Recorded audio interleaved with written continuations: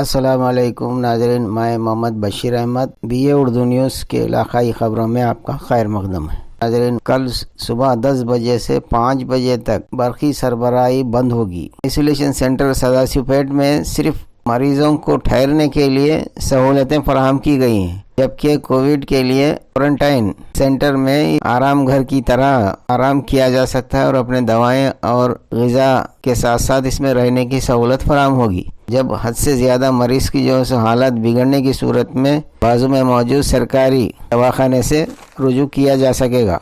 जिला कलेक्टर ने आज इस इलाके का दौरा करते हुए सूरत हाल का जायज़ा लिया। जिला कलेक्टर श्री राजश्री शाह ने आज मुख्तलिफ इलाकों का दौरा करते हुए सूरत हाल का जायज़ा लिया और यहाँ मकामी अहदेदारों को खुसूसी हिदायत जारी की और कोविड-19 के मरीजों के लिए सूरत हाल से वाक़फियत हासिल की और लॉकडाउन के मसाइल पर तबादला ख्याल किया। अगली खबरों के लिए देखते रहिए BA उर्दू न्यूज़।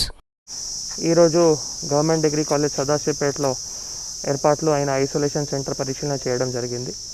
దాంట్లో ఇప్పుడు ముఖ్యంగా 16 బెడ్స్ ఇక్కడ ఏర్పాట్లు చేయడం జరిగింది। సో ఇది ఒక isolation centre or covid care centre ఇది ఏర్పాట్లు చేయడం జరిగింది। దానికి అర్థం ఏముంది అంటే ఇప్పుడు ఎవరైనా ఇంట్లో చాలా చిన్న సిమ్టమ్స్ ఉంటే అక్కడ ఐసోలేషన్ మెయింటైన్ చేయలేకపోతే ఈ ఫెసిలిటీకి వచ్చి ఉపయోగించుకోవచ్చు। అక్కడ మనం ఫుడ్లో కానీ తర్వాత వాటర్ ఫెసిలిటీస్లో కానీ ఇంకా బేసిక్ ఫెసిలిటీస్ ఏవైతే ఉన్నాయో ప్రొవైడ్ చేస్తున్నాము।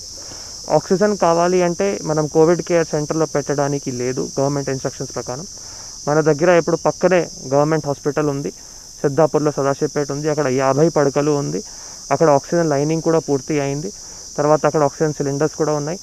ఎవరైనాకి ఒకవేళ ఆక్సిజన్ కావాలి అంటే మళ్ళీ ఇక్కడ నుంచి మా కమిషనర్ గారు అక్కడ సూపరింటెండెంట్తో మాట్లాడి తొందరగా షిఫ్ట్ చేయడానికి మనం అందుబాటులో చేసుకోవచ్చు, ఏర్పాట్లు చేసుకోవచ్చు।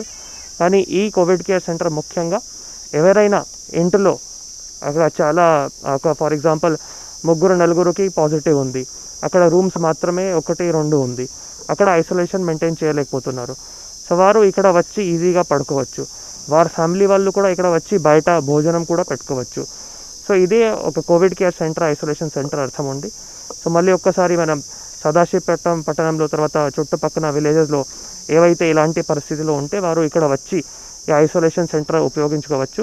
వారికి ఎప్పుడైనా ఒకవేళ ఈ శ్వాస ఇష్యూ ఉంది, తర్వాత షార్ట్నెస్ ఆఫ్ బ్రెత్ వస్తుంది, అప్పుడు వచ్చేటప్పుడు మన ఇక్కడ డాక్టర్స్ కూడా ఉంటారు, ఎవరైనా ఇక్కడ వచ్చేటప్పుడు వారికి మనం వెంటనే పక్కన హాస్పిటల్లో 50 బెడ్ ఆక్సిజన్ ఫెసిలిటీలు షిఫ్ట్ చేద్దాం। సో అది ఒక కోవిడ్ కేర్ సెంటర్ అభిప్రాయం ఉంది। దయచేసి అందరూ ఎవరైనాకి అవకాశం ఉంటే ఇది ఉపయోగించుకోవాలి। జిల్లా కలెక్టర్ ఆదేశ ప్రకారం ఇది ఏర్పాట్లు చేయడం జరిగింది।